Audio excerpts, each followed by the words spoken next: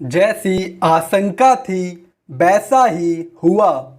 संसद के मानसून सत्र की शुरुआत हंगामे से हुई और हंगामा भी ऐसा कि दोनों सदनों की कार्यवाही स्थगित करनी पड़ी।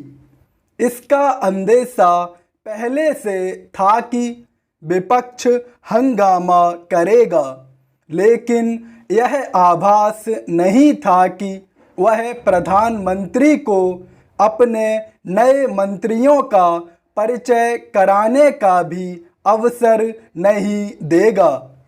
विपक्ष की ओर से उठाए गए मुद्दों की महत्ता से इनकार नहीं, लेकिन प्रधानमंत्री को अपने मंत्रियों को सदन से परिचित कराने का अवसर दिया जाना चाहिए था, क्योंकि यह एक परंपरा है और संसद को अपनी परंपराओं के पालन के प्रति प्रतिबद्ध रहना चाहिए।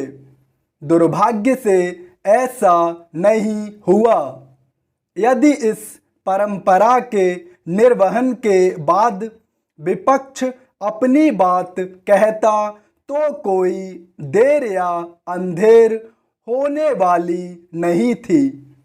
विपक्ष ने हंगामा करने के लिए महंगाई, किसान आंदोलन आदि के अलावा जासूसी प्रकरण का भी सहारा लिया।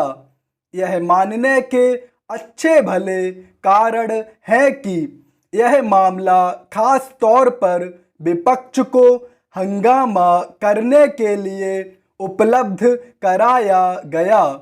इसकी सुगबुगाहट 2-3 दिन से जारी थी कि संसद का मानसून सत्र शुरू होते ही मीडिया के एक हिस्से में ऐसा कुछ आएगा जिससे विपक्ष को हंगामा करने में आसानी होगी। अंततः ऐसा ही हुआ। इस आशय की खबरें आई कि NSO नामक एक इजरायली कंपनी के पेगासस स्पाईवेयर के जरिए कुछ चुनिंदा लोगों की जासूसी की कोशिश की गई।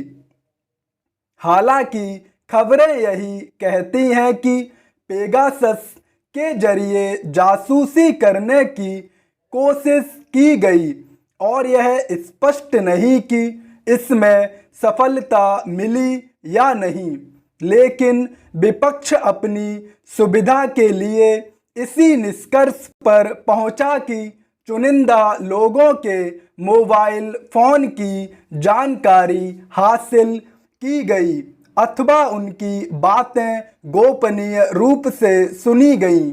बेहतर हो कि इस मामले को उछालने वाले पहले इस बारे में सुनिश्चित हो लें कि जासूसी की गई है या नहीं।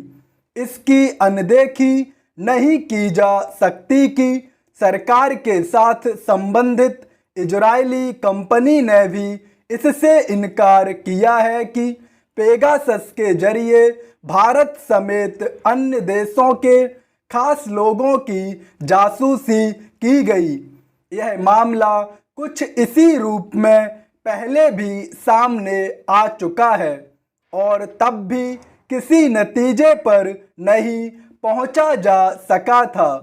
कहीं इस मामले को सिर्फ सनसनी पैदा करने के लिए ही तो नए सिरे से नहीं उछाला गया।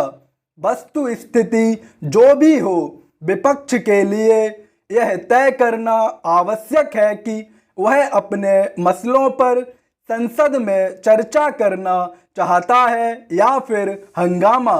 निसंदेह यदि हंगामा होगा तो संसद में सरकार के जरूरी कामों में अड़ंगा लगेगा और ऐसा होने का मतलब है देश का जानबूझकर नुकसान किया जाना। क्या विपक्ष यही चाहता है?